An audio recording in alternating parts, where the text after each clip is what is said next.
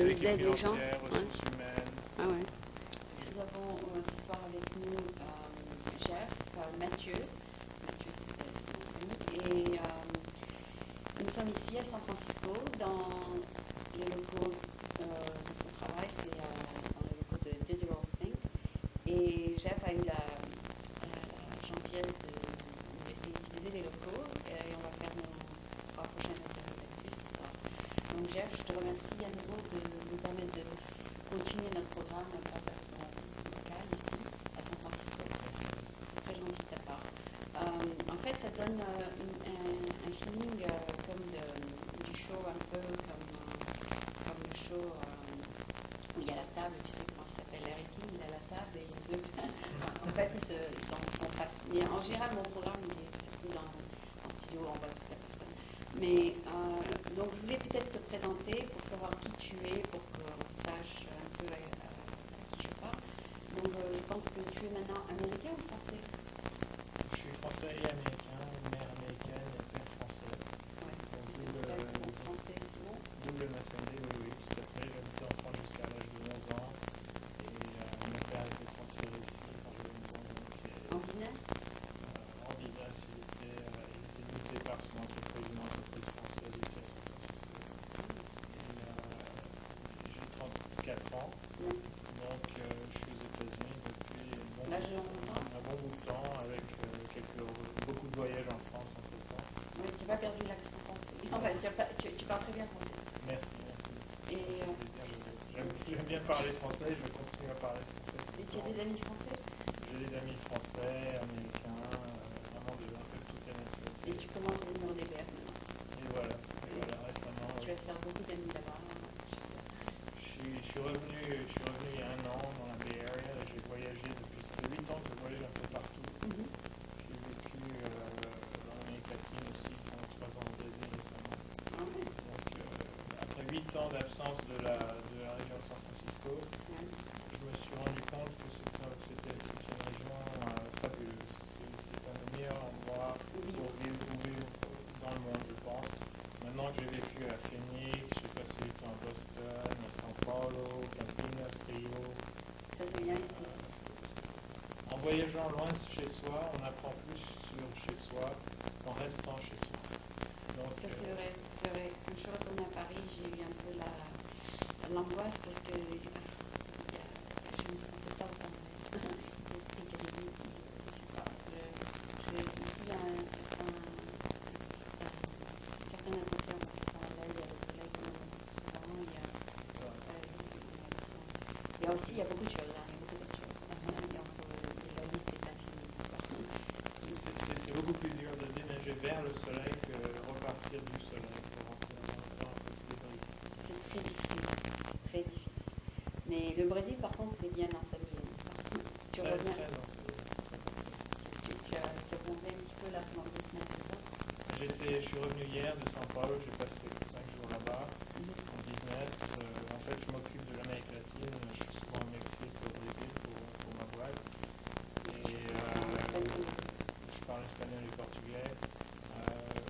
Et en fait, cette culture latine qu'on retrouve en Amérique du Sud et en Amérique centrale est très proche finalement de la culture. Certaines choses sont très proches de la culture française. Et ça fait plaisir en fait de travailler un peu à cheval entre ces deux cultures anglo-saxonnes et latines. Et c'est pour cela en fait que ce job que j'ai international de voyager beaucoup en fait me convient tout à fait. Parce que rester dans un endroit sans bouger, c'est un peu dur. Oui, justement, le directeur là, qui est ici à San Francisco m'a dit qu'il adore le Mission parce que les gens sont tellement gentils dans la section espagnole. Ils ont une personnalité très toujours il faut aider quel que soit le sujet, quel que soit ce qu'on demande en fait. Ils essayent d'aller out of their way. Toujours ils ont une Ils sont mentalité. très humains. Ouais, ils ont une mentalité tellement ouverte. Ils disent comment je vais pouvoir aider cette personne. Ils sont vraiment. Et puis ils sont très chaleureux aussi. Ils sont moins axés sur Honnête. ne pas perdre de temps et Voilà. ils sont moins axés sur Tu le rencontres un productif. Américain et tu vois, j'ai un meeting dans 5 minutes. Donc il reste c'est un peu le vieux monde où Les gens sont disponibles.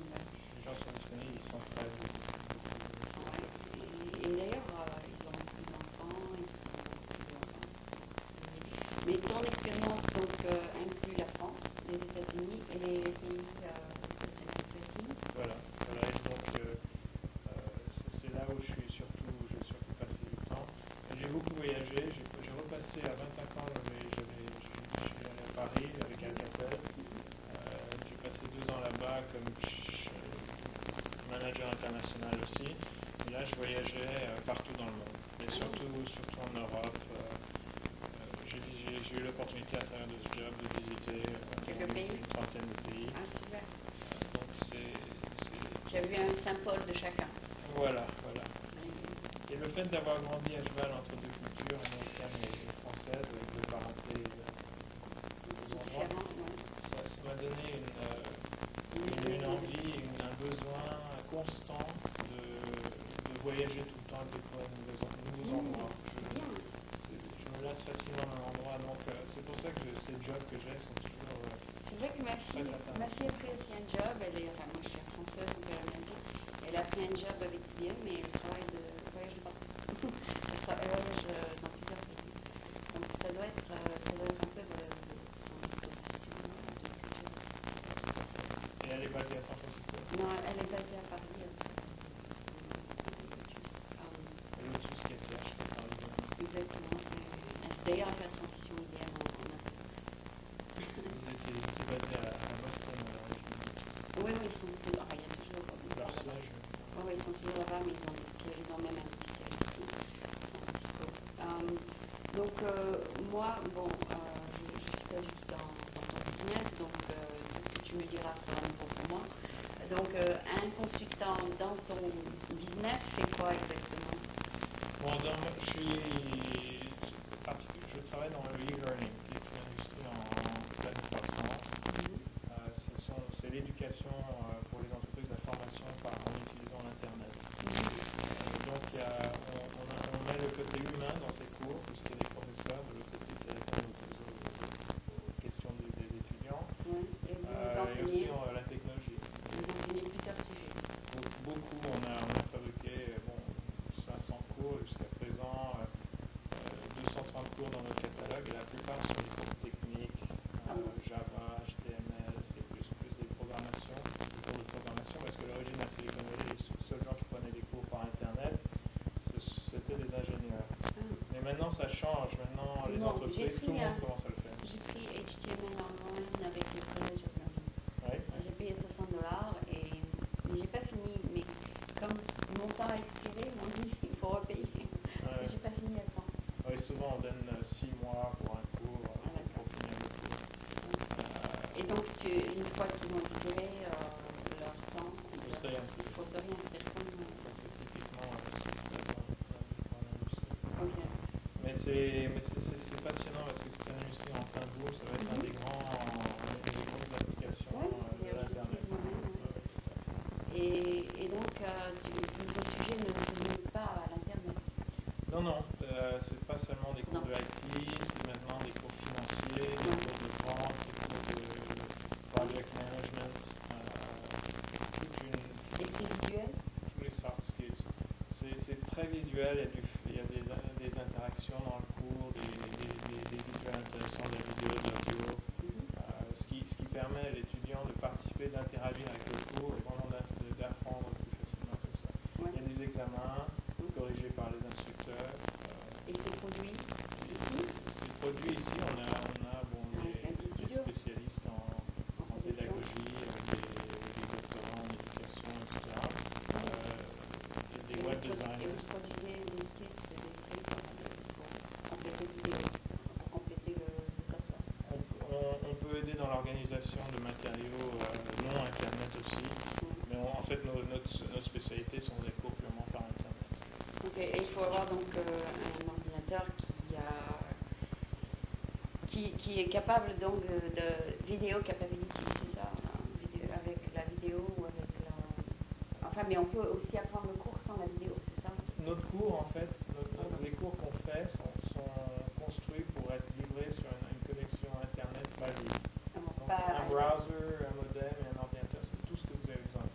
Et même pour voir les visuels, les interactivités dans le cours, normalement le software qui est inclus dans votre browser, que ce soit Internet Explorer, Microsoft Explorer ou Netscape, vont avoir tous les softwares, le Flash, etc. va être dans le browser. Donc vous avez besoin d'absolument rien finalement, sauf une connexion Internet.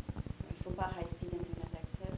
Non, c'est pas nécessaire. Les cours Digital Think sont créés de manière assez démocratique finalement, puisque Pour que toutes les vitesses, n'importe où que vous soyez dans un hôtel Ah bon, au d'accord. Brésil Ou ou sur un en laptop à Asie, 28 oui. ou 28, exactement, tous les cours 28.8K, Et plus. avec ça, vous pouvez accéder au cours complètement.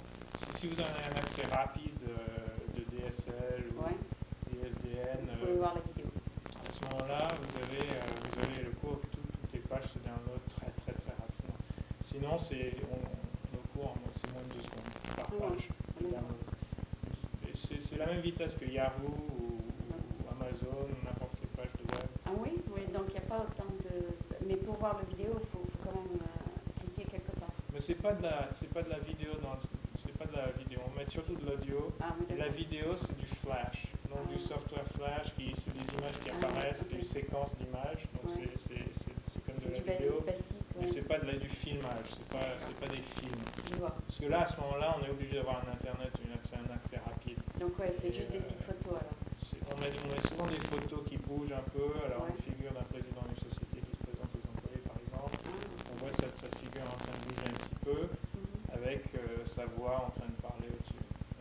En fait, il faut que les cours soient optimisés pour pouvoir être livrés facilement sur une connexion basique Internet. Donc on ne veut pas trop charger avec la vidéo. Ça, c'est mieux sur CD-ROM. Oui, alors toi, tu essaies de découvrir quel cours pourrait intéresser les pays étrangers? Oui, alors on fait des cours dans toutes les langues. General Electric, par exemple, nous a construit un cours, on a construit un cours pour eux en anglais, français, allemand et japonais, qui est donc livré à 40 000 employés. 40 000 employés ont déjà pris ce cours. Ouais. Et, donc le software est licencié. Oui, en fait, on vend les cours par oui. les utilisateurs. Il n'y a même pas de software puisque c'est tout par Internet. C'est une solution ASP. C'est vendu donc par un temps d'accès. Voilà, un cours. Chaque cours, chaque utilisateur. Donc c'est comme un système éducatif normal où on paye par formation finalement. Et c'est un marché en plein boom au Brésil et en France. Les États-Unis ont été très en avance dans ce marché, mais maintenant c'est partout dans le monde. Beaucoup de sociétés, des petites sociétés se créent un peu partout. Ouais. Et nous travaillons donc avec ces sociétés, nous cherchons à travailler avec des sociétés en croissance dans ces pays-là pour éventuellement les racheter et avoir une présence très globale.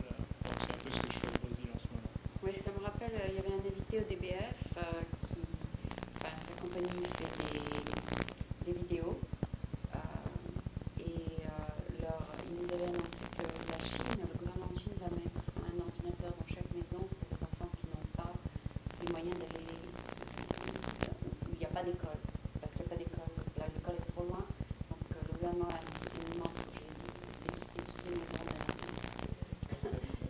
Mais je ne pense pas que vous faites des cours d'enfants. Non, c'est surtout des adultes, parce que nos cours sont asynchrones dans le sens que c'est pas une heure, à telle heure, à tel lieu, il faut être sur Internet en faisant des contenus que vous parlez, c'est pas un broadcast. C'est pas un broadcast. C'est des cours faits en avance, et l'étudiant rentre dans le cours, fait 10 minutes de cours, quand il veut, il repart, c'est à lui, donc ça demande une certaine discipline. Et les enfants, au moins, cette discipline. Donc, les enfants, ça doit être un broadcast. Ça doit être ça, et même les cours présentiels finalement, les cours traditionnels vont rester beaucoup plus importants avec les jeunes qu'avec les adultes. Une fois que l'adulte travaille dans une entreprise, ils ont une discipline, ils savent ce qui est leurs objectifs et ils ont ce qu'il faut pour prendre des cours en ligne. Et le e-learning pour enfants, ça sera toujours plutôt complémentaire au cursus traditionnel plutôt que remplacer le cursus traditionnel. Ça dépend du pays en fait. Ça dépend du pays, mais il y aura un rôle plus important dans les pays en voie de développement, je pense, simplement à cause du manque d'infrastructures traditionnelles. Mais dans une société où vous avez une infrastructure forte traditionnelle, je pense que ça va jouer un rôle beaucoup plus complémentaire que remplacer. Exactement. Mais le e-learning va changer beaucoup de choses, je pense, puisque ça va vraiment donner un accès à la formation et à l'enseignement à beaucoup plus de personnes. Peut-être après les adultes, vous allez un peu vers les teenagers. Et puis peut-être dans 50 ans, vous ferez bon. On ne sait jamais. Enfin, une compagnie évolue, n'est-ce pas? Et puis nom de votre compagnie est très général, donc ça peut évoluer dans tous les sens. Et la chose très intéressante du point de vue international pour Digital Think, c'est qu'on doit vraiment s'adapter à la langue et à la culture de chaque pays. On ne peut pas donner nos cours en anglais dans les autres pays. Donc il y a vraiment une localisation, une adaptation locale à faire. Mais du point de vue la langue. La langue. Et il y a beaucoup de software, par exemple, qui peuvent s'utiliser en anglais dans d'autres pays, des softwares plus avancés. Les ingénieurs utilisent. Mais dans le cas de e-learning, quand une personne apprend, c'est vraiment une expérience personnelle. Et pour qu'une personne apprenne bien, idéalement, c'est dans la langue maternelle. Donc, nous n'approchons pas les autres pays en essayant de leur vendre des cours en anglais. On reproduit les cours dans la langue locale en adaptant non seulement la langue, mais les exemples. Vous faites des subtitles Le cours entier sera refait dans la langue. Complètement dans la langue. Tu connais le livre Going International? Copland, mais je l'ai en anglais, je l'utilise pas, je m'en vais. J'ai fait ce truc, je suis en train de faire une vidéo à ces trucs que je n'utilise plus, donc je le donnerai parce que lui il fait des séminaires, il offre des séminaires, comment faire business en arabe, comment faire du business en France, comment faire du business en États-Unis. C'est un peu l'idée de ce que tu fais, mais d'une différente manière. Mais toi, tu essayes de voir comment tu peux peut-être adapter ton vidéo au pays que tu rencontres. Tout à fait. Dans notre cas, il faut vraiment faire une production locale. Donc on engage des partenaires internationaux au lieu qu'ils aient seulement un rôle de revendeur, ils ont un rôle de producteur aussi. Et notre département de production, en fait, nous appelons ça un studio finalement. Parce que les cours par internet sont des choses créées comme produits, un peu comme un film.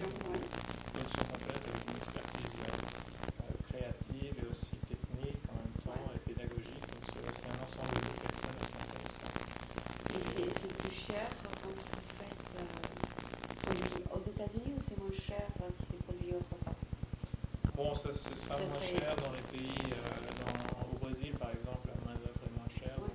Donc c'est très non seulement intensif. C'est bien du point de vue culturel, mais c'est bien du point de vue financier. Coût, tout à fait. Du point de vue coût. Donc le tout va être bien. Donc exactement, on cherche à reproduire nos capacités à l'international plutôt que donc maintenant, ce qui se vend le plus, c'est les HTML et les cours techniques, c'est ça? Le cours d'HTML est un de nos...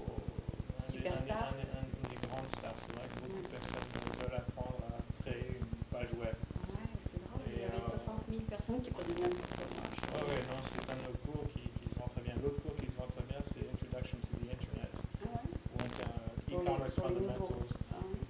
Ce sont des cours que les grosses entreprises comme Dewey Capital et KPMG et Cemex au Mexique lancent à des milliers d'employés pour vraiment transformer leurs connaissances, pour qu'ils n'aient plus peur de l'Internet, pour qu'ils ne voient pas ça comme l'ennemi, mais plutôt comme quelque chose qui vont les aider à baisser leurs coûts, à augmenter leur réseau de vente, productivité tout à fait, sans éliminer les postes finalement.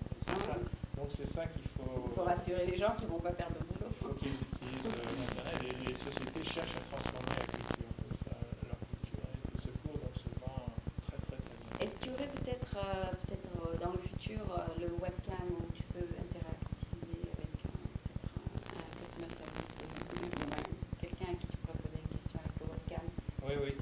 En fait, ce qui se passe, c'est qu'on prend les technologies comme elles avancent dans l'Internet, et aussi on regarde la bandwidth que l'Internet aujourd'hui, et on cherche à utiliser les technologies qui marchent aujourd'hui sans trop se devancer. Donc on veut que ça marche bien, le cours marche bien, techniquement on veut que ça soit très très fiable, donc on avance avec les technologies à fur et à mesure qu'elles deviennent plus fiables. Et ça c'est un truc qui va être Par exemple, présent beaucoup tu fais des appels internationaux. Oui, tout à fait. C'est et le webcam avec des photos de personnes en train de la vidéoconférence, en fait, ça marche relativement bien sur Internet, mais c'est pas pour tout le monde, bien sûr, mais le net to phone, ça peut être pour tout le monde. Le net to phone, ça marche très bien. Oui, pour parler interactivement avec un professeur. En fait, les cours que tu offres sont tellement basic qu'il n'y a pas besoin vraiment d'assistance, c'est ça? Ouais. À moins que la personne soit vraiment, elle ne connaît pas, n'a pas les bases, c'est ça? Et ils ont l'assistance, mais ils utilisent le email aujourd'hui surtout Oui. pour l'assistance technique et l'assistance dans la matière, les instructeurs.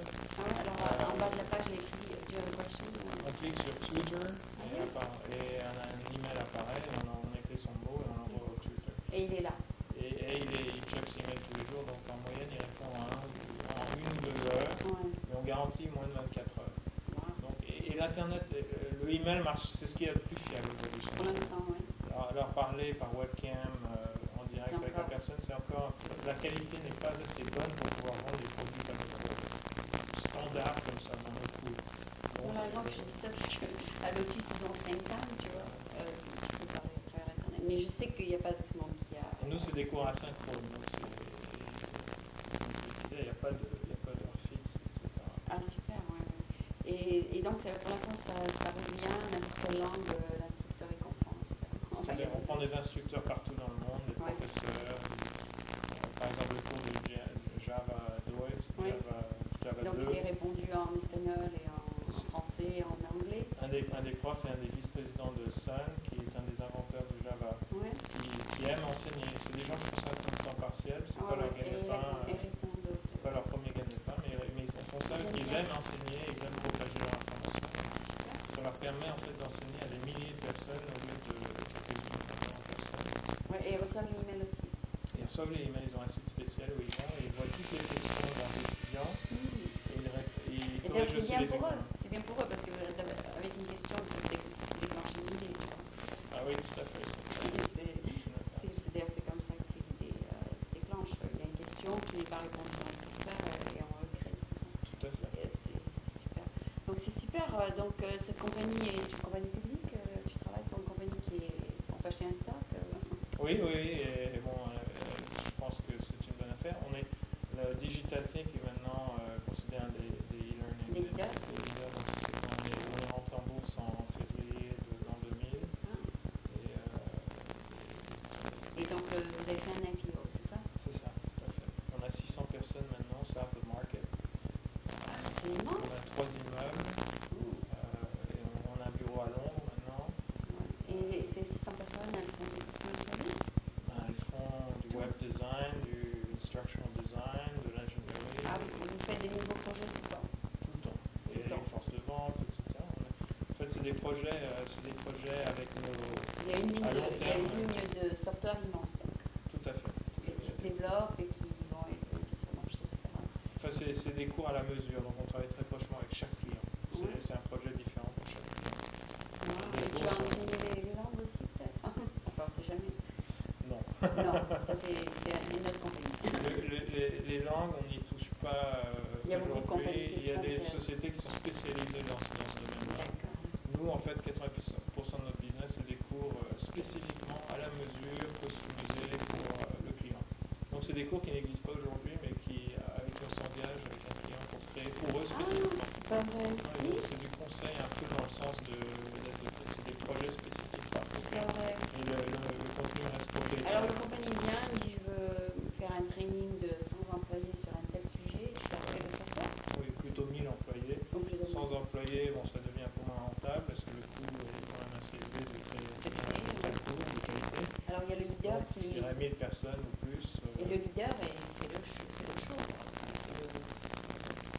Le leader, oui. Le leader qui va enseigner à ses employés, Tout à fait. c'est lui qui fait le content. Tout à fait. Alors les employés vont exactement au nom des spécialistes, des subject matter experts, qui est une société. Et nous, on amène à la tête donc tous les composants, la technologie, les services et le savoir-faire pédagogique pour tout mettre ensemble dans un cours de web de qualité. Ok. Et toi donc, pour en revenir à notre sujet initial, c'est que tu sais comment faire le business dans certains pays. Ouais.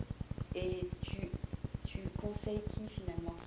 La personne qui va faire le vidéo, le software, ou tu essaies plutôt d'amener du business à la compagnie? Tu vas comprendre. En fait, je monte des réseaux de partenaires dans les autres pays comme le Brésil.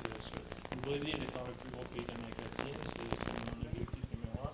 Le second, c'est le Mexique, c'est très près d'ici et c'est le second gros pays d'Amérique latine. Et établi des partenaires qui éventuellement deviendront Digital Think Mexique et Digital Think Brésil. Et qui utiliseront vos services. Voilà. Et qui revendront nos services et créeront des cours de la même qualité que nous créons ici en utilisant notre méthodologie. Ouais.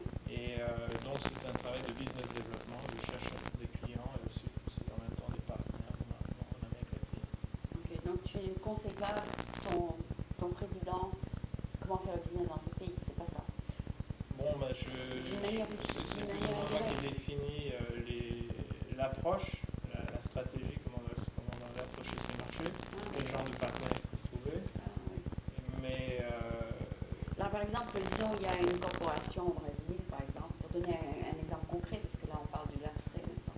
Disons que vous allez au Brésil, vous allez voir une corporation et tu leur as dit, voilà, nous sommes Digital Think. Qu'est-ce que c'est Digital Think? Tu leur as dit, voilà, on peut faire un software pour vous sur quelque chose que vous voulez communiquer avec l'employé. oui, tout à fait. Et donc je leur explique que je fais un travail de vente finalement. Ouais, d'une certaine manière. Et puis tu trouves quelqu'un au Brésil qui va pouvoir le faire. Oui, et je trouve des partenaires qui ont les mêmes capacités, les mêmes curriculums que nous avons ici dans l'université. Et en plus, tu leur donnes un support ici local, enfin, on va les former finalement, ouais. On va descendre là-bas et on va passer quelques semaines avec eux, on va les former sur nos outils. Ah, d'accord. Mais ils arrivent à nous avec des connaissances de base, ils savent utiliser les softwares qui permettent de créer des interactivités en ligne sur Internet. Ils savent déjà, ils ont du personnel formé en éducation, en pédagogie qui apporte déjà ça. Et nous, en fait, on leur apprend comment Digital Think l'inclut, quelle est notre méthodologie et notre procédure, parce qu'il y a un certain encadrement nécessaire. Une certaine image, ok. Et donc toi, tu n'es pas le consultant, tu es la pratique, tu pratiques ce que tu enseignes, n'est-ce pas? Tu vas dans le pays. Oui, j'y vais, 50% du temps j'y suis. Voilà, c'est ça, donc tu pratiques ce que tu essayes de communiquer à ton joueur, c'est ça, tu fais ce que tu veux faire. J'établis la stratégie et je le fais. Voilà, c'est ça. Voilà la beauté d'être dans une petite société. Donc tu mets en pratique tes conseils. Voilà. D'accord. Voilà. D'accord, et donc est-ce que tu fais du business avec la France? Est-ce que tu en es français un peu? Nous n'avons pas de bureau en France, mais nous parlons à des grosses sociétés françaises.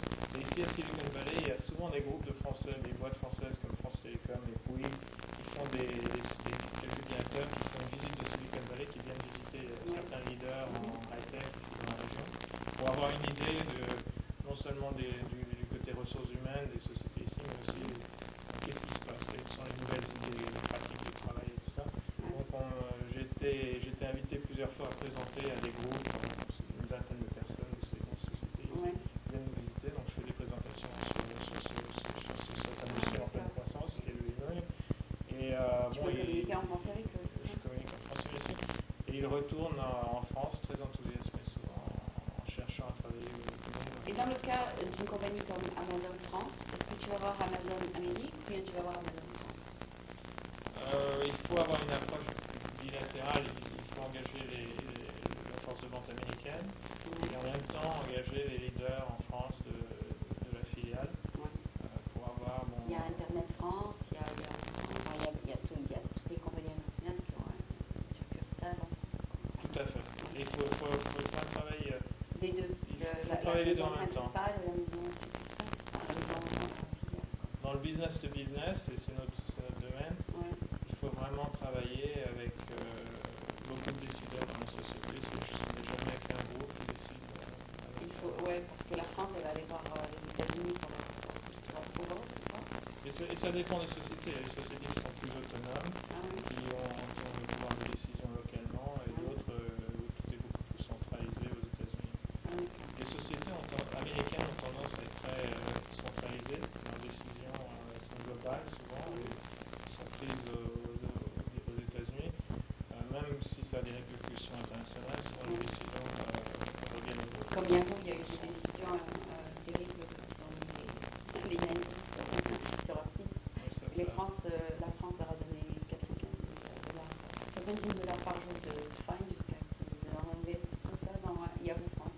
Ça, c'est un bon exemple de décision qui a vraiment pris des dimensions internationales. Et qui leur a coûté très cher.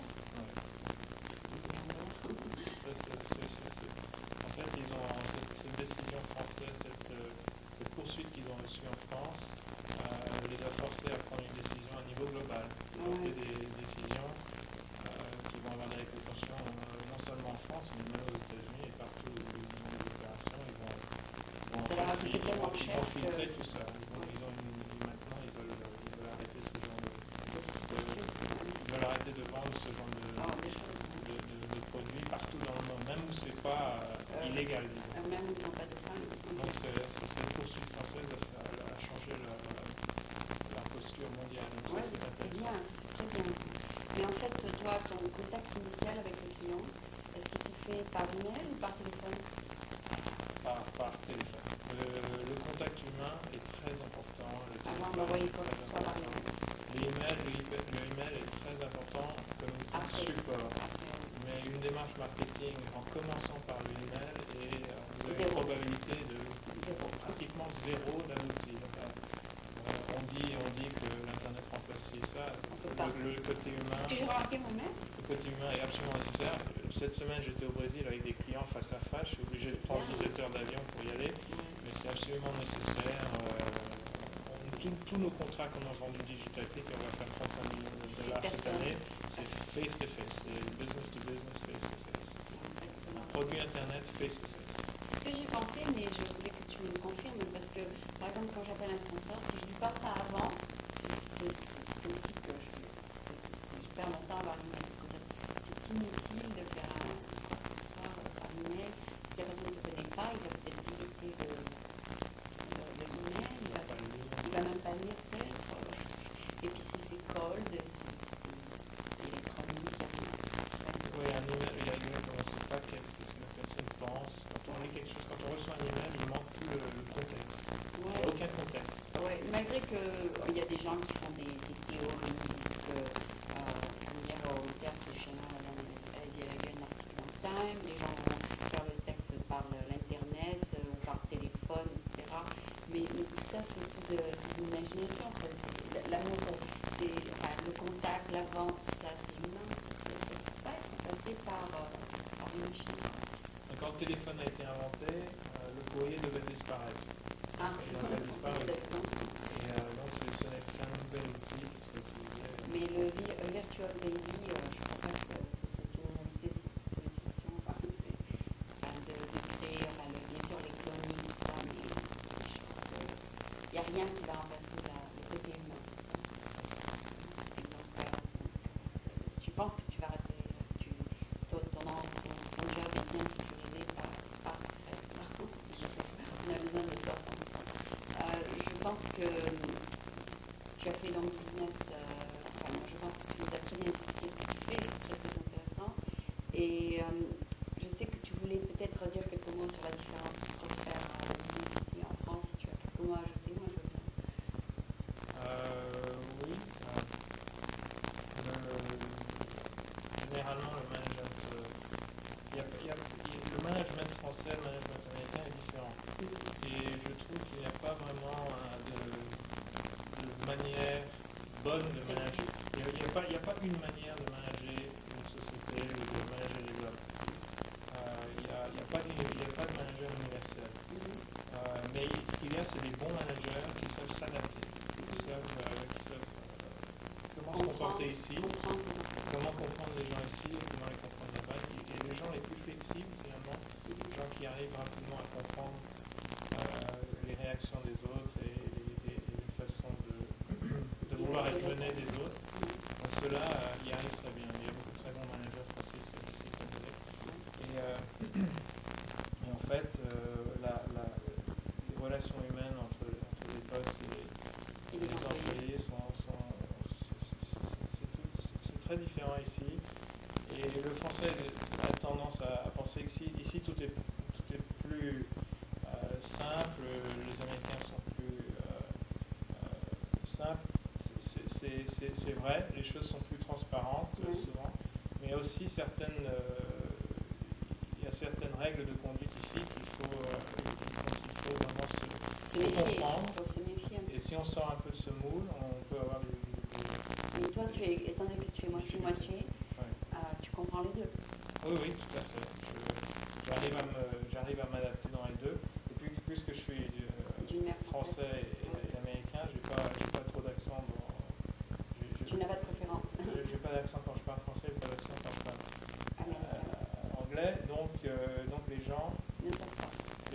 pas trop, donc c'est intéressant parce que je écoute souvent des commentaires, des Français sur les Américains ou les Américains sur les Français. Et toi, tu es les deux.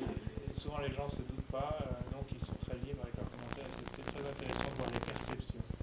Mais toi, Les perceptions qui sont souvent pas tout à fait la réalité. Les gens voient les autres d'une certaine manière, mais c'est pas nécessairement ce qui est vrai. Ce qui est vrai. Et moi qui suis d'une manière, de deux côtés, tu peux pas prendre le parti pris parce que tu es les deux. je suis souvent un observateur entre les deux. Impartial et souvent intéressé. Ouais. C'est vrai, de toute façon, beaucoup d'enfants sont mixtes maintenant, donc il y aura des enfants internationaux. Enfin, de plus en plus. De plus en plus. Mais en fait, je suis très contente de t'avoir interviewé. Je suis sûre qu'il y a des tas de choses à dire sur la manière aussi de faire du business au Brésil ou dans d'autres pays. Alors là, on pourrait parler encore une heure sur le Brésil et la façon dont ils font le business. Voilà, donc on pourra faire une autre interview une autre fois. Et je te remercie beaucoup. Ça a été quelque chose de très intéressant. Bien sûr, le sujet de faire du business international continue d'évoluer parce que rien n'est vraiment... tout change. Voilà. Donc, je te remercie beaucoup. Donc c'était Jeff Mathieu qui est ici avec Digital Think et nous sommes ce soir avec nous Charles Delaigneux, c'est ça? Comment ça s'appelle? Ton nom de famille? Levaillant. Levaillant, je m'excuse. Donc c'est Charles Levaillant que j'ai rencontré au DBF. Et si je comprends bien, il est étudiant à Stanford, n'est-ce pas? Tout à fait. Ok. Et Charles vient nous accorder cette entrevue pour que l'on puisse peut-être parler de sa vie ici aux États-Unis, à Stanford, et peut-être nous donner quelques impressions sur les États-Unis, etc. Mais on verra de quoi on va parler. Donc tu es étudiant en quoi, Charles? Alors, je fais un master en computer science, Ouais. donc en informatique. Oui. Et tu développes un peu ce dont tu parles ou autre chose? Disons, je suis assez intéressé par l'aspect télécommunication, tout ce qui est réseau, et je suis également ravi d'être dans un autre pays, de pouvoir voir autre chose, d'autres personnes, une autre façon C'est un de peu difficile penser. d'éloigner de la famille, peut-être. C'est toujours un peu dur, Ouais. mais on s'y fait, et puis disons que c'est un projet que j'avais depuis un certain temps. Et quand tu veux dire la télécommunication, c'est très, très large, n'est-ce pas? Quand tu dis les réseaux, c'est les networks, c'est ça? Tout ce qui tourne autour d'Internet, de la mobilité aussi, Ah ouais. les réseaux sans fil, les téléphones portables, Ah d'accord. le portable du futur un petit Donc peu. tu peux mentionner plusieurs compagnies qui sont dans ta branche, n'est-ce pas? Dans la branche qui t'intéresse. Probable. Je dirais à la fois ce qui est opérateur de télécommunications, également puissance publique, tout ce qui est régulation, projet également. Quelle est d'après toi la compagnie qui est le plus en avance là-dessus? Oh, c'est difficile à dire, je crois qu'elles sont plus ou moins Up to date? Voilà, tout à fait. Tu up to penses? date, je pense. Tu penses que ce Nokia ou Téléphone Télécom sont au Oui, niveau? j'aurais envie de dire que les Japonais sont en train de prendre pas mal d'avance dans ce domaine. D'accord. NTT en particulier. Ils ont maintenant ce qu'ils appellent le truc justement Think, où l'appareil peut enregistrer ce que tu penses, enfin tu l'écris, et puis tu peux le transmettre directement sur ton computer sans connecter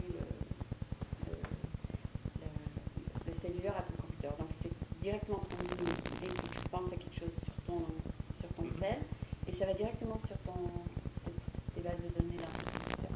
Tu as regardé ça? J'avais pas entendu parler, mais c'est... Ouais, c'est le Think. Comme ça, tu peux vite capter. Si tu n'as pas ton computer avec toi, tu peux pas l'écrire, tu peux vite l'écrire sur ton Nokia. Comme quoi le futur est passionnant. Le futur est On nous passionnant. annonce... Il y a tout le temps des nouvelles découvertes. C'est amusant parce que justement quand j'ai fait ce choix un petit peu de m'orienter vers les télécommunications, certaines personnes me disaient à l'époque, tu sais, les télécoms, la grande révolution des télécoms, c'était il y a 20 ans, maintenant ce sera fini, et j'ai l'impression un petit peu naïve qu'on en est vraiment à la préhistoire dans ce domaine, et qu'on n'a encore rien vu. Moi, je pense aussi qu'on n'a encore rien vu d'après les idées là qui émergent. jeunes, surtout des jeunes. Les jeunes, ils peuvent voir quelque chose et tout d'un coup avoir une idée dessus rapidement. Parce que les gens qui sont habitués à quelque chose, c'est difficile pour eux de voir quelque chose d'autre.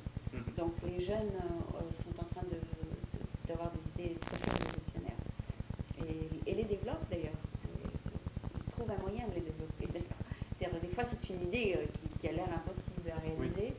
Et après c'est développé. Je ne sais pas si tu as déjà eu quelques idées toi-même. Est-ce que tu en as quelques-unes peut-être?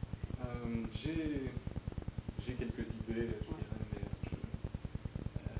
je ne pense pas qu'elles soient particulièrement nouvelles et originales, mais je ne désespère pas d'en avoir un jour. Je pense que ça mais pour un master, il faut développer une idée, non?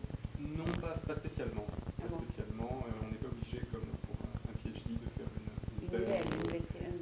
Voilà, d'aller sur des sujets particulièrement nouveaux, parce que le master est un peu plus court. D'accord. Et donc, toi, tu t'occupes donc d'examiner ce qui existe déjà.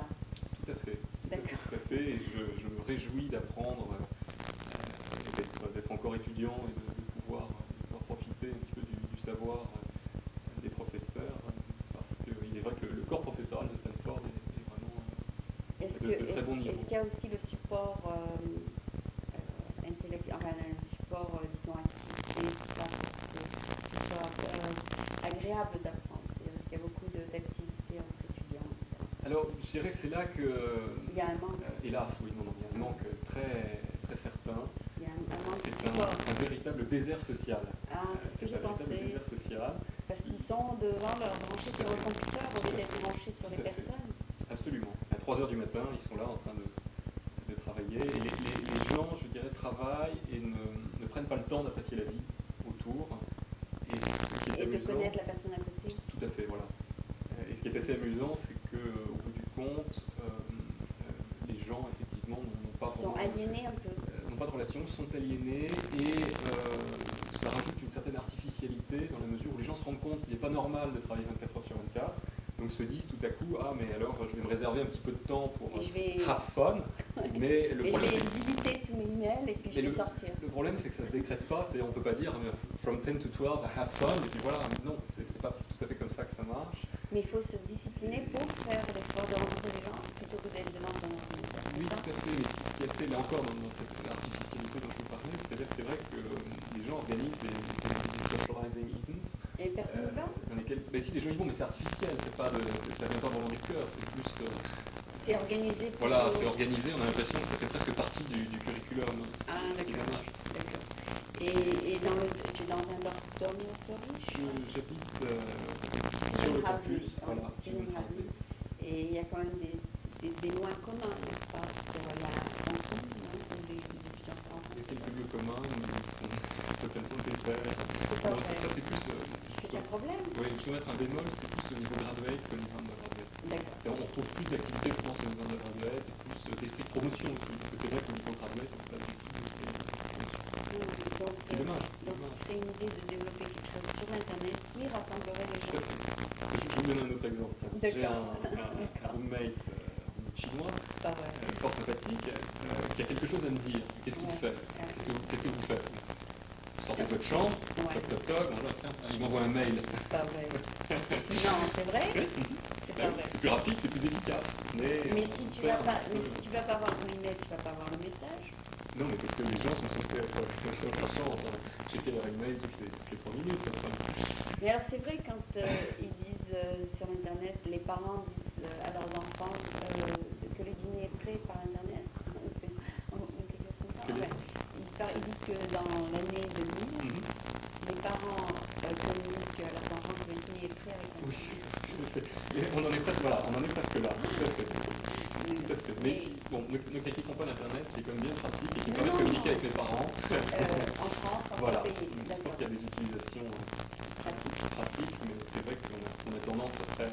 Mais c'est vrai que je communique avec ma fille avec instant messaging, mais à la fin de la communication, même si elle dure une demi-heure, j'ai l'impression qu'il y a quelque chose qui a manqué. Oui, et je me sens obligée de l'appeler.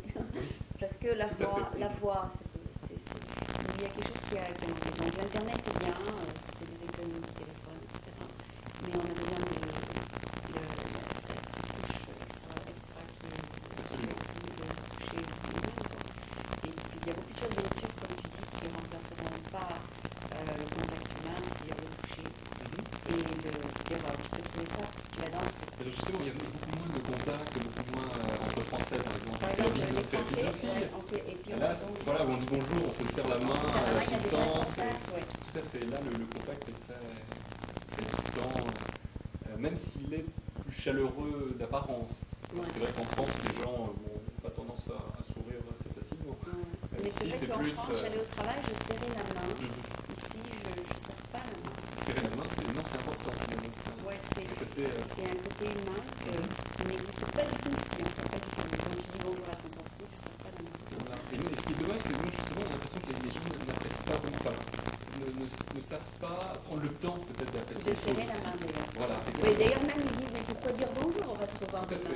On ne dit même pas bonjour. Et tout est tourné vers l'efficacité. Et finalement, c'est en venant ici que j'ai réalisé que peut-être parfois certaines petites inefficacités dans le système n'étaient pas non plus néfastes. Oui, et on ne dit même pas au revoir maintenant. On ne dit même plus au revoir. On dit pas au revoir. Parce qu'au fond, à quoi ça sert? À quoi ça sert, voilà.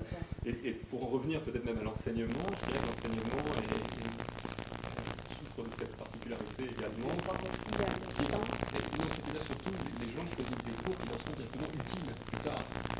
C'est-à-dire, il faut que les cours soient utiles, donc l'enseignement est plus spécialisé, et tout ce qui est annexe, comme la philosophie, l'histoire, ça ne sert pas plus tard, ça ne rapporte pas, donc pas forcément que ça ne compte pas, mais ça compte un peu moins. Donc on a moins tendance à passer du temps là-dessus. Tout à fait, voilà. C'est vrai que les cours de philosophie sont en descente. Personne ne va t'enseigner la philosophie avec Digital Think. Bien sûr que bien que le monde s'est pris. Mais la philosophie, par exemple, justement à Stanford, un des intérêts des universités américaines, c'est de pouvoir choisir un petit peu les cours qu'on veut dans d'autres départements. Et ça reste dur, pas du point de vue de l'université, je dirais, mais déjà parce que peu de gens profitent de cette opportunité et à côté, c'est vrai que la liste des requirements du degree est assez importante, donc c'est très dur de prendre un peu de temps pour soi et de se dire maintenant je vais quand même prendre un cours de philosophie ou je vais donner une autre petite anecdote amusante. J'étais dans l'avion et je lisais un livre et à côté de moi un Américain une Américaine en fait me dit it looks interesting, is it a requirement for your degree? D'accord, c'est vraiment tout de point. Non, la recherche du temps perdu n'est pas un requirement pour mon degree, c'était juste comme ça, voilà. Tu lis ça, pas pour ton comme ça, purement, pas. C'est vrai que les gens, vraiment maintenant... Juste parce que j'aime bien lire un peu de temps en temps. Et le truc, il y a tellement de publications maintenant techniques que les gens n'ont même pas le temps de lire les trucs extra. Ce qui est paradoxal, c'est que c'est vrai qu'on trouve des gens dans l'université qui font la philosophie, l'histoire, etc. Mais qui font ça à temps plein, donc il n'y a pas de commune mesure. C'est-à-dire soit les gens sont à fond dans Java, soit ils sont à fond dans l'histoire. L'histoire des États-Unis. Voilà, mais il y a moins de mix. Et toi, par exemple, si tu avais à choisir un extra-curriculum course, qu'est-ce que ce serait? La peinture? La peinture, bon, tu communiques avec un pinceau, tu communiques avec un tableau, mais tu communiques pas avec un instrument. Mais quel serait le médium dont tu changerais ça? Comme cours un petit peu? Ouais, là, pour jouer au tennis, bon, mais un cours concret. Les tennis, ça va pas compter. Non, ça va difficile. Je ne pense pas pouvoir prendre des cours qui comptent comme mon degré en dehors de la school of engineering, c'est-à-dire en computer science et l'école d'engineering. Et ça ne comptera pas? Non, ça ne comptera pas. Mais ça n'empêche pas d'en prendre. Et c'est pour ça, au début j'étais venu dans l'idée de rester un an, et je compte fermement rester 2 ans, parce que j'aimerais profiter un petit peu, à la fois des autres départements, m'ouvrir aux autres matières, profiter également de l'université. Tout à fait. Profiter également de la région, mais même profiter à l'intérieur du département, c'est-à-dire à l'intérieur du département de computer science. On a un choix de cours très très étendu, et ce serait dommage de ne pas pouvoir en profiter en concernant les requirements stricts du degré. Mais je crois que c'est comme un truc à passer. Si quelqu'un est branché sur son ordinateur et que tu essayes de lui parler, je pense que tu es weird.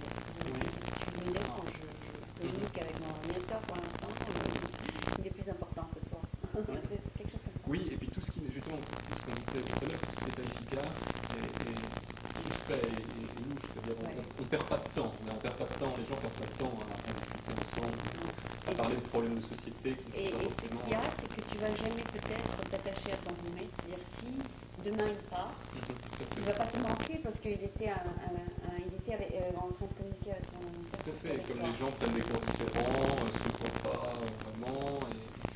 Et donc il n'y aura pas la tâche. Les gens ont parfois un petit peu peur de s'attacher également. Ils ont peur. Hein, on sent une certaine angoisse quelque part. Parce qu'ils disent que si je m'attache, la personne s'en va. Oui, tout à fait. C'est aussi la société ici. Et de toute façon, même si tu t'attaches avec quelqu'un et que la personne s'en va, si la personne s'en va, c'est très difficile de garder contact parce que la personne, il n'y a plus de relations financières entre nous, il n'y a plus pourquoi le faire, et tout est remis en question, pourquoi garder contact. Alors, en fait, tout est remis en question pour dire, écoute, je veux garder contact, pourquoi je suis c'est quelque chose, il y a beaucoup de choses comme ça qui se passent. Il y a beaucoup pourquoi c'est politique, c'est pas efficace, ça ne sert pas à grand chose, ça rapporte rien, donc pourquoi Alors il y a les personnes ne retournent le temps quoi, et puis finalement tu perds le fil avec la personne, c'est ça. J'irais peut-être un peu encore plus loin en faisant part d'une impression naïve. Je trouve que la diversité finalement est beaucoup moins importante qu'en France.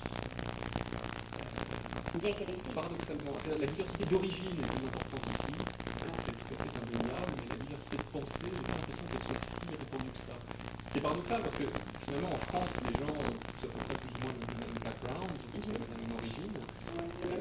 Mais parmi les amis que j'avais, parmi les gens que je côtoyais, je dirais les discussions qu'on pouvait avoir, les sujets abordés étaient beaucoup plus variés, les gens...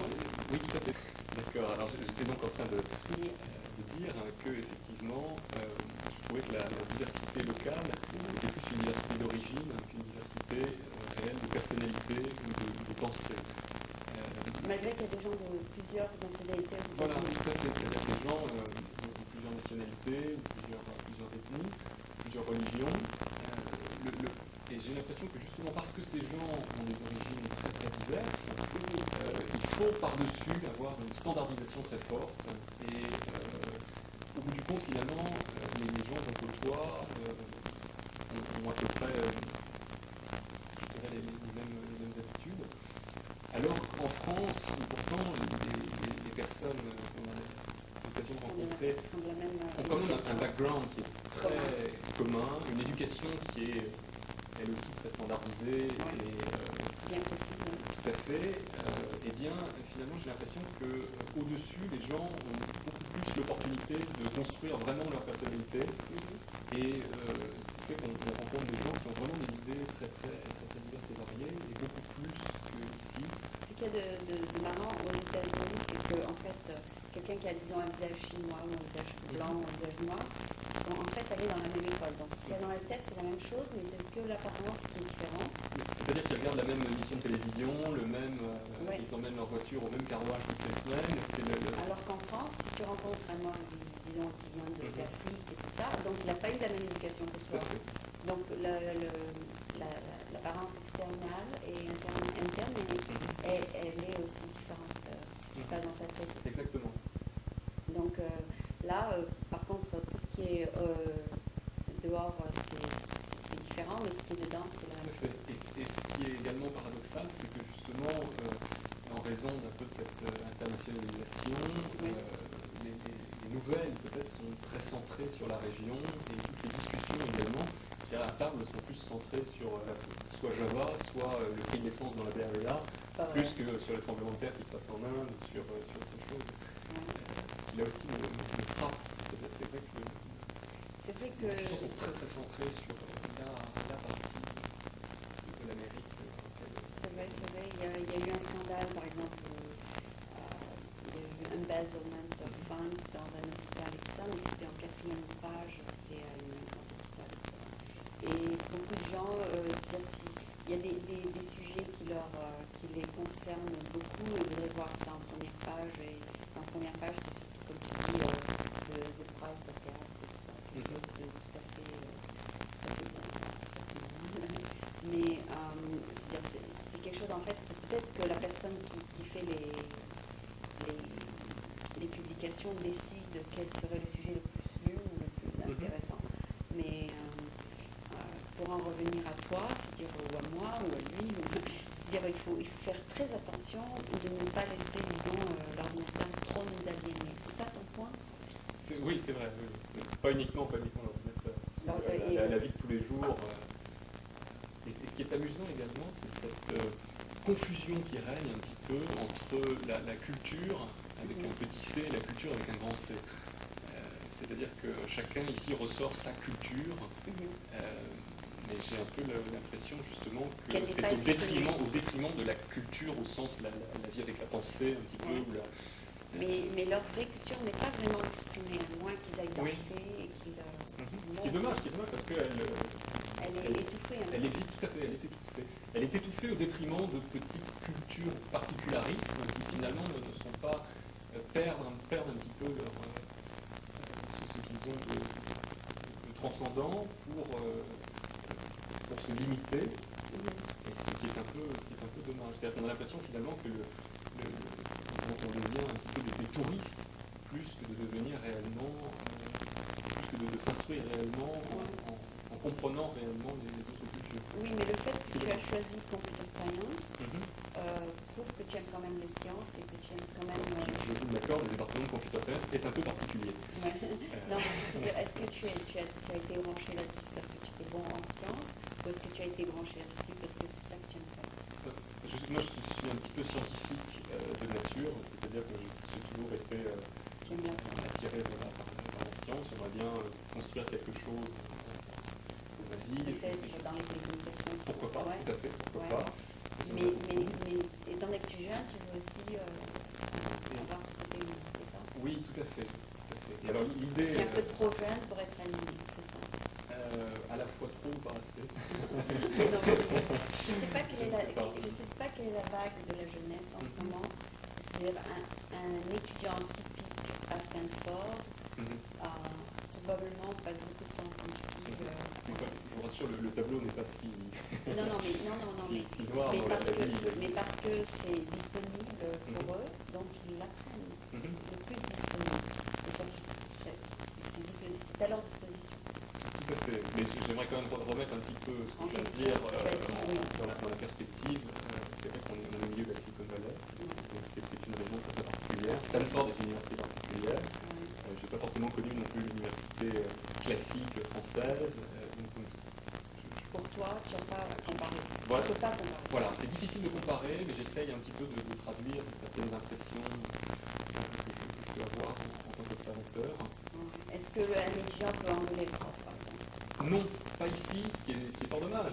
Parce qu'en France, c'est permis, non pas d'engueuler le prof, non, mais de se permettre respectueusement de dire non, voilà, là c'est faux parce que ceci, cela. Ici, non, pas du tout. Ici, non. Voilà, vous voyez. D'accord, donc on sait qui est le professeur dans la classe. Tout à fait. C'est-à-dire que j'ai l'impression que c'est un peu... la connaissance du monde de l'entreprise n'est pas assez bonne pour pouvoir en parler, mais j'ai l'impression que c'est un peu ça dans les entreprises aussi. C'est-à-dire que la hiérarchie est probablement beaucoup moins pesante qu'en France. Je suis heureux d'avoir l'avis d'un de vos invités là-dessus, puisque vous invitez qui parle des entreprises. J'ai l'impression que la hiérarchie est beaucoup moins marquée qu'en France, en apparence, mais que dessous... On peut engueuler le prof, par exemple. Non, pas ici, ce qui est fort dommage. Parce qu'en France, c'est permis. En France, c'est permis, non pas d'engueuler le prof, non, mais de se permettre respectueusement de dire non, voilà, là c'est faux parce que ceci, cela. Ici, non, pas du tout. Ici, non. Voilà, vous voyez.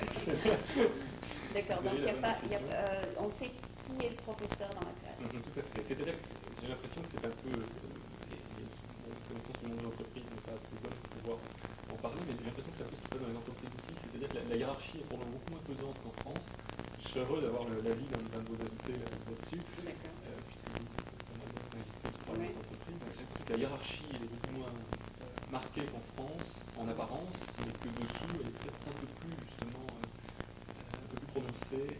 En fait, voilà. Le boss, en France, c'est vrai qu'elle est quand même assez prononcée. Le boss, le chef, et on n'a pas grand-chose à dire derrière. mais peut-être qu'elle est un peu plus supérieure, je ne sais pas. Non, mais c'est question. exactement ce que c'est en fait. C'est exactement Alors ce que qu'ici c'est un peu plus cool, c'est hey, hello, how are you doing et tout, mais Ouais, mais le boss, est-ce que, voilà. Non, mais c'est-à-dire, comme je t'ai expliqué, le boss, il est au milieu de la salle avec tout le monde, il explique que c'est l'égalité, mais en fait, il a un pouvoir énorme, Oui. parce que l'employé, il peut te mettre à la porte pour une raison quelconque, il a le droit de faire ça. Ce qui est vraiment pas ce que je vois en France, c'est-à-dire il y a un immense respect de l'employé en France. On leur donne un mois pour chercher un autre emploi, il a des droits immenses, donc malgré le fait qu'il est l'employé, il a des droits même plus élevés que le patron. Donc c'est ça que je ne vois pas du tout ici.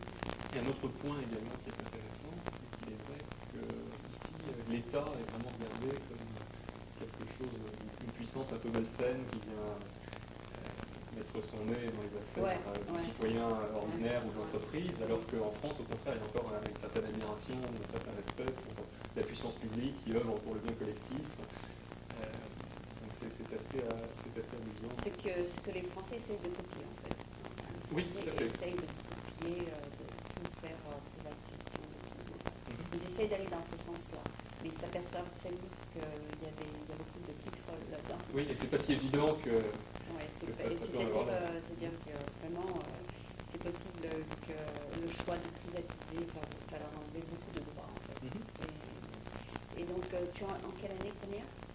Là, je commence. J'ai commencé en septembre. C'est ma première année, tout à fait. Première année d'université ou première année d'études scientifiques? Non, d'université à Stanford. Donc, tu as fini J'ai fini mes études en France. Le bac, oui. J'ai fait le bac, les tests préparatoires. Donc, tu as fait 2 ans en France déjà, après le bac. Après le bac, j'ai fait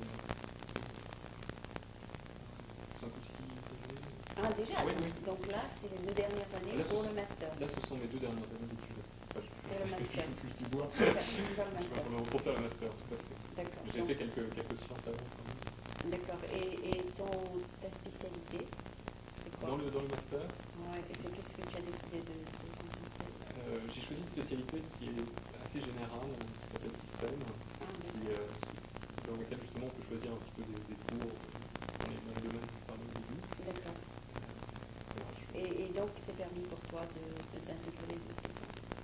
C'est-à-dire les cours dans les communications, c'est ça? Oui, tout à fait. Système. Okay. Bon, j'espère que peut-être quand tu iras un peu plus loin, que tu pourras peut-être trouver cette solution aux problèmes sociaux. J'espère aussi. Alors l'idée un petit peu de venir aux États-Unis, c'est un projet que j'avais depuis un certain temps, parce que je voulais absolument voir autre chose. Et je pense que ça ouvre l'esprit. Et comme disait un de vos invités également, on apprend beaucoup de choses sur son pays finalement en venant ailleurs. Exactement. On voit les choses très très différemment. Et j'avais eu ce désir de venir un petit peu, et que j'ai pu confirmer ici finalement en faisant un stage de 3 mois, stage scientifique, qui était absolument passionnant en physique des particules. C'était également à Stanford sur l'accélérateur linéaire. Et là, il faut comprendre quand même. Et c'était tout à fait passionnant. Alors, en réalité, la question qui était posée était de savoir pourquoi la matière existe dans l'univers. C'est une vaste question. Mais quand on y réfléchit, elle n'est pas si idiote que ça, parce qu'au début, le Big Bang, qui était une grande quantité d'énergie, aurait dû donner la même quantité de matière et d'antimatière, puisque la matière et l'antimatière s'annihilent pour donner de l'énergie. Donc on aurait dû avoir la même quantité de matière et d'antimatière, mais il se trouve qu'on observe la matière, mais on ne voit pas l'antimatière. Donc question, où se trouve l'antimatière? Soit elle se cache quelque part, soit on trouve une autre explication, et cette autre explication est que, eh bien, en réalité, il y a une légère dissymétrie entre matière et antimatière. Et notre univers, celui qu'on observe actuellement, est ce léger surplus de matière par rapport à l'antimatière. Donc désormais, quand on vous dira notre univers est gigantesque, vous pourrez répondre oui, notre univers est gigantesque, mais il est tout petit par rapport à ce qu'il y avait au départ. Voilà. D'accord, il y a quelque chose qui s'est perdu dans le tout. Tout à fait, il y avait un léger surplus. Alors là où ça devient encore plus intéressant, je dirais, c'est que la physique, le modèle standard physique prévoit cette petite dissymétrie symétrie, mais on s'attend à en observer une qui soit supérieure à celle du modèle standard. Donc ça remettrait en question un petit peu le modèle standard physique et ça ouvrirait la porte à une Mais est-ce que tu penses que tout dans l'univers est parfait à part de ce petit truc, enfin, de cette différence? Tout est parfait. Tout est parfait, C'est-à-dire que tout match naturellement.